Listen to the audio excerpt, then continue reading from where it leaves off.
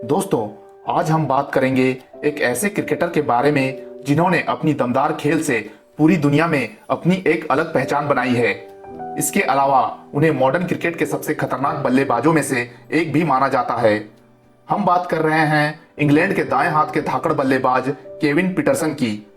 तो चलिए आज बात करते हैं इस सितारे की जिंदगी और करियर के बारे में। 27 जून 1980 को पीटर मरिट्जबर्ग, साउथ अफ्रीका में जन्मे केविन पीटरसन को बचपन से ही स्पोर्ट्स काफी पसंद था और वो स्कूल के शुरुआती दिनों में रग्बी खेला करते थे। लेकिन 11 साल की उम्र में उनकी एक फोरआर्म में इंजरी हो गई, जिसकी वजह से उन्हें रग्बी खेलना छोड़ना पड़ा। जिसके बाद वो हॉकी, टेनिस और स्क्वाश जैसे खेलों में हिस्सा लेने लगे। पीटरसन ने अपनी schooling Maritzburg college Peter Maritzburg से पूरी की। हाई स्कूल में पढ़ाई करने के दौरान उन्हें क्रिकेट के खेल से लगाव हो गया और उन्होंने आगे चलकर क्रिकेट में ही अपना करियर बनाने का निश्चय किया। पीटरसन के पिता तो साउथ अफ्रीका से ही थे, लेकिन उनकी मां एक ब्रिटिश थी। साल 1997 में उन्होंने नटाल की बी टीम के लिए खेलते हुए फर्स्ट क्लास क्रिकेट में अपना कदम रखा। अपने करियर की शुरुआत में पीटरसन की पहचान एक ऑफ स्पिनर की थी, जो लोअर ऑर्डर में आकर ताबड़तोड़ बल्लेबाजी करता था। नटाल की तरफ से लगभग 2 सीजन खेलने के बाद उन्हें इंग्लैंड की घरेलू club cricket team Cannock cricket club की तरफ से 5 महीने के लिए बतौर ओवरसीज प्लेयर खेलने का मौका मिला, जहां उन्होंने अपनी परफॉर्मेंस की मदद से कैनॉक क्रिकेट क्लब को साल 2000 का Birmingham and district premier league का विनर बनाने में महत्वपूर्ण भूमिका निभाई।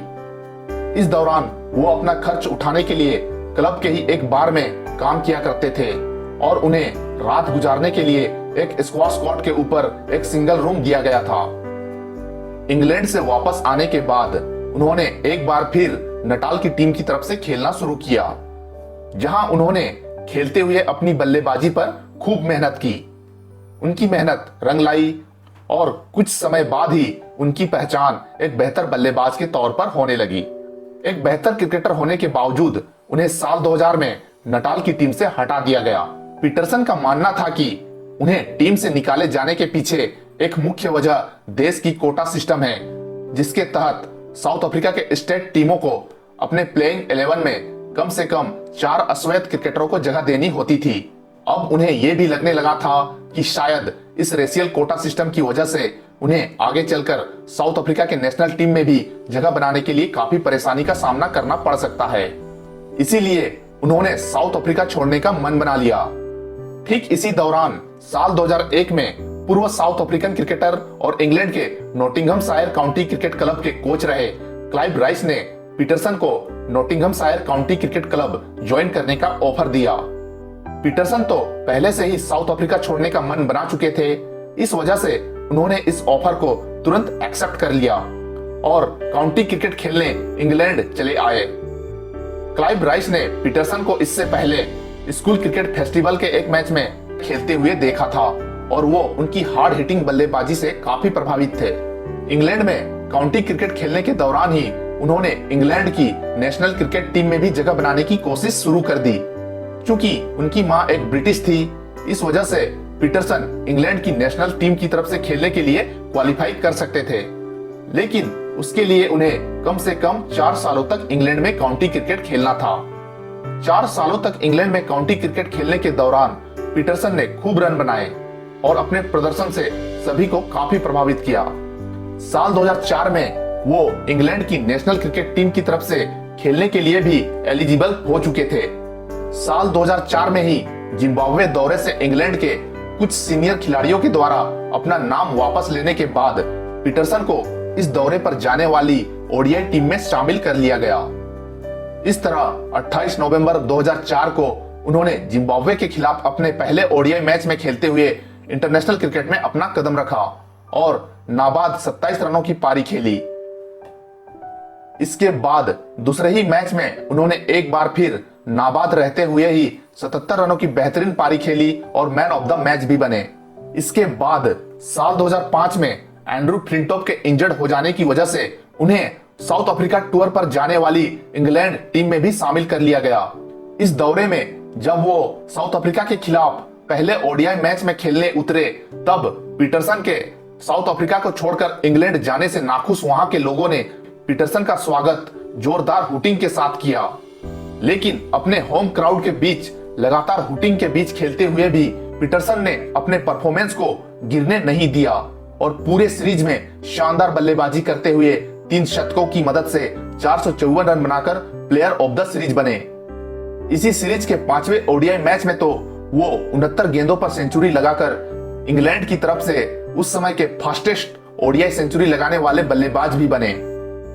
जो क्राउड सीरीज की शुरुआत में पीटरसन के खिलाफ हुटिंग कर रहे थे, वही क्राउड इस सीरीज में पीटरसन के शानदार प्रदर्शन को देखने के बाद आखिरी ओडीआई में पीटरसन के शतक लगाने के बाद उन्हें स्टैंडिंग ओवेशन देने पर बाध्य हो गए थे।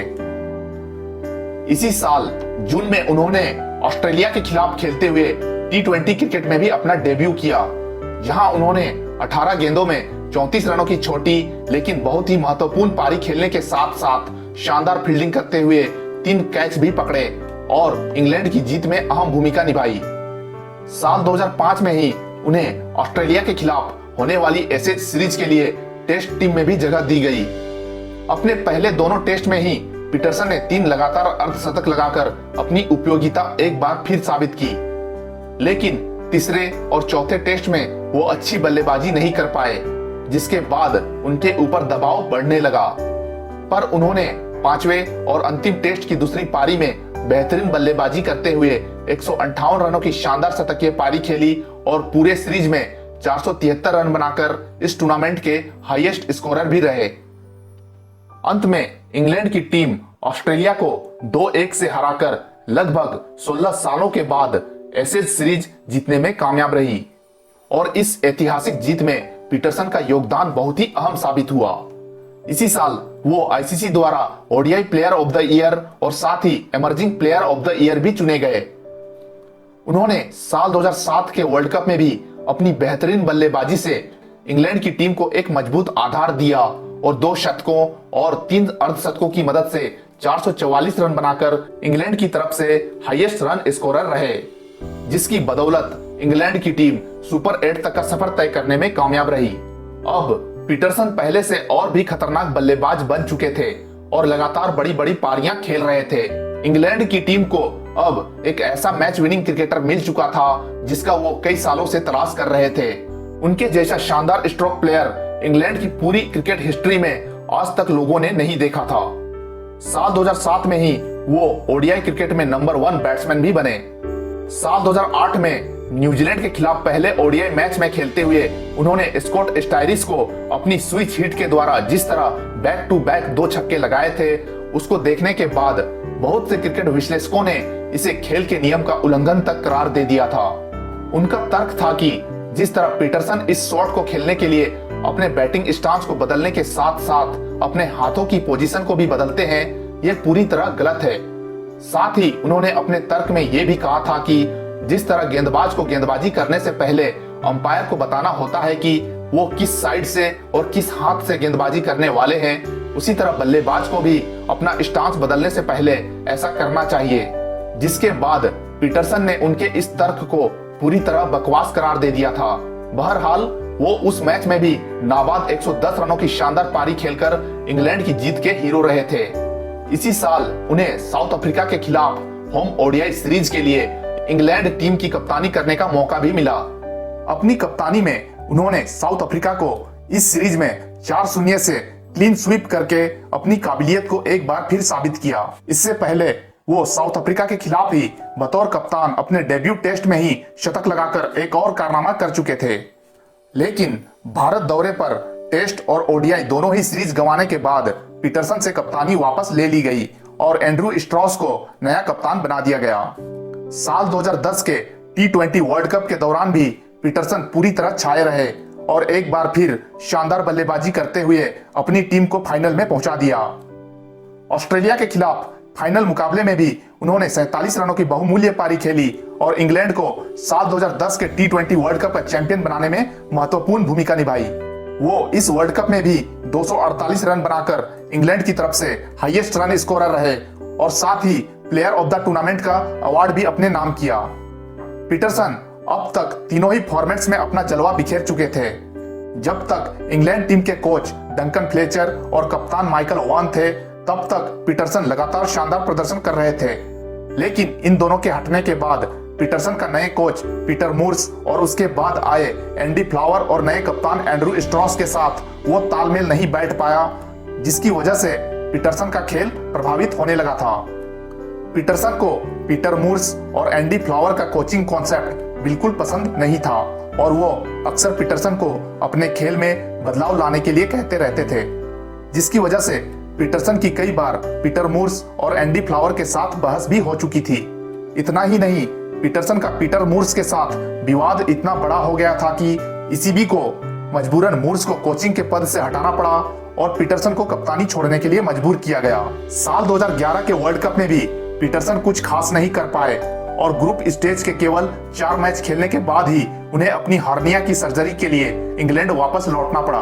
साल 2012 में उन्हें साउथ अफ्रीका के खिलाफ दूसरे टेस्ट में बेहतरीन शतकीय पारी खेलकर टेस्ट बचाने के बावजूद तीसरे टेस्ट में टीम से ड्रॉप कर दिया गया, क्योंकि उन्हें साउथ अफ्रीका के क्रिकेटर एबी डिविलियर्स और डेल स्टेन को टेक्स्ट मैसेज करके तत्कालीन कोच एंडी फ्लावर और कप्तान एंड्रू स्ट्रॉस के बारे में गलत टिप्पणी करते हुए उनके सम्मान को ठेस पहुंचाने का दोषी पाया गया था। साल 2013 की शुरुआत तक आते आते पीटरसन का परफॉर्मेंस का ग्राफ तेजी से गिरने लगा था और वो पहले जैसा प्रदर्शन नहीं कर पा रहे थे। हालांकि इसी साल ऑस्ट्रेलिया के खिलाफ होम टेस्ट सीरीज में उन्होंने 1 शतक और 3 अर्धशतकों की मदद से 388 रन बनाकर फॉर्म में वापसी की और इंग्लैंड को यह टेस्ट सीरीज 3-0 से जिताने में अपनी महत्वपूर्ण भूमिका निभाई। लेकिन इसके बाद ऑस्ट्रेलिया के खिलाफ ही एशेज सीरीज में वो उम्मीद के मुताबिक प्रदर्शन नहीं कर पाए, जिसके कारण इंग्लैंड को इस एशेज सीरीज में 5-0 से हार का सामना करना पड़ा। इसके बावजूद वो 294 रन बनाकर इंग्लैंड की तरफ से लीडिंग रन स्कोरर रहे थे। लेकिन इंग्लैंड क्रिकेट बोर्ड ने एशेज सीरीज में मिली इस करारी हार का जिम्मेदार केविन पीटरसन को मानते हुए उन्हें टीम से निकाल दिया और उन्हें दोबारा इंग्लैंड की टीम में वापसी करने का कोई मौका नहीं दिया। पीटरसन कम से कम एक और वर्ल्ड कप खेलते हुए अपनी इंटरनेशनल करियर को अलविदा कहना चाहते थे और वो उम्मीद कर रहे थे कि ईसीबी उन्हें वापसी का एक मौका जरूर देगी। लेकिन इंग्लैंड क्रिकेट बोर्ड का पीटरसन को टीम में वापसी का दोबारा मौका देने का कोई इरादा नहीं था। अपनी लाजवाब खेल से इंग्लैंड को कई बेहतरीन यादें देने वाले और साथ ही अपनी बेहतरीन स्ट्रोक प्ले से बड़े गेंदबाजों का हौसला तोड़ देने वाले इस शानदार क्रिकेटर ने आखिरकार लंबे इंतजार के बाद साल 2018 में क्रिकेट के सभी प्रारूपों से संन्यास की घोषणा कर दी। उन्होंने अपने इंटरनेशनल करियर के दौरान 104 टेस्ट मैचों में 47.28 की औसत और 61.72 की स्ट्राइक रेट के साथ 23 शतकों और 35 अर्धशतकों की मदद से 8,181 रन बनाए हैं, जिसमें उनका हाईएस्ट स्कोर 227 रन है।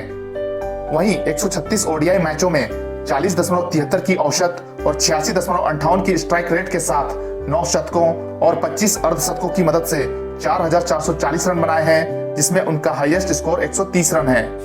इसके अलावा उन्होंने 37 टी20 मैच भी खेले हैं, जिसमें उन्होंने 37.93 की औसत और 141.51 की स्ट्राइक रेट के साथ 7 अर्धशतकों की मदद से 1,176 रन बनाए हैं, जिसमें उनका हाईएस्ट स्कोर 79 रन है। उनके ये आंकड़े ये साबित करने के लिए काफी है कि वो तीनों ही फॉर्मेट्स के कितने शानदार बल्लेबाज थे। इसके अलावा वो आईपीएल में रॉयल चैलेंजर्स बैंगलोर और दिल्ली डेयरडेविल्स की टीम की तरफ से खेल चुके हैं और वहां भी वो अपने परफॉर्मेंस से सभी का दिल जीतने में कामयाब रहे। साल 2012 में डेक्कन चार्जर्स के खिलाफ दिल्ली डेयरडेविल्स की टीम की तरफ से खेलते हुए उन्होंने नाबाद 103 रनों की जो विस्फोटक मैच विनिंग पारी खेली थी, उसे तो क्रिकेट फैंस आज भी याद करते हुए रोमांचित हो उठते हैं। उनकी पर्सनल लाइफ की बात करें तो उन्होंने साल 2007 में ब्रिटिश सिंगर और पूर्व लिबर्टी एक्स पॉप ग्रुप की मेंबर रही जेसिका टेलर से विवाह किया है। साल 2010 में जेसिका ने एक बेटे को जन्म दिया और साल 2015 में पीटरसन दोबारा एक बच्ची के पिता बने। क्रिकेट से रिटायरमेंट लेने के बाद भी वो बतौर कमेंटेटर और क्रिकेट विश्लेषक क्रिकेट के फील्ड से ही जुड़े हुए हैं। इसके अलावा वो एनिमल वेलफेयर जैसे कार्यों में भी काफी सक्रिय हैं। उन्होंने saving our rhinos Africa and India SORAI की स्थापना भी की है, जो विलुप्त हो रहे राइनोज को बचाने का समर्थन करती है। इस तरह हम कह सकते हैं कि वो जितने अच्छे क्रिकेटर है उतने ही अच्छे ह्यूमन बीइंग भी है। साल 2014 में उन्होंने केपी द ऑटोबायोग्राफी नाम से अपनी एक ऑटोबायोग्राफी भी पब्लिश की। जिसमें उन्होंने अपने क्रिकेट करियर के दौरान घटे उतार चढ़ाव का बखूबी वर्णन किया है। इसमें तो कोई दो राय नहीं है कि वो एक जबरदस्त क्रिकेटर थे। उन्होंने इंग्लैंड क्रिकेट टीम के लिए जो योगदान दिया है उसके लिए उन्हें हमेशा याद किया जाएगा। और जब भी क्रिकेट में एक जबरदस्त हार्ड हिटिंग और मैच विनिंग क्रिकेटर की बात की जाएगी तो उसमें पीटरसन का नाम जरूर लिया जाएगा। तो दोस्तों, ये तो थी इंग्लैंड के धाकड़ बल्लेबाज केविन पीटरसन की शानदार सफर की एक छोटी सी दास्तान। दोस्तों, अब आप मेरे वीडियोस की ऑडियो समरी प्रतिलिपि एफएम चैनल पर भी सुन सकते हैं और मुझे इंस्टाग्राम पर भी फॉलो कर सकते हैं। आपकी सुविधा के लिए ये दोनों ही लिंक इस वीडियो के नीचे दिए गए डिस्क्रिप्शन बॉक्स पर मौजूद है। तो दोस्तों, आज की वीडियो में बस इतना ही। ऐसे ही और भी इंटरेस्टिंग टॉपिक के साथ आपसे मिलता हूं अपने अगले वीडियो में। तब तक के लिए बाय।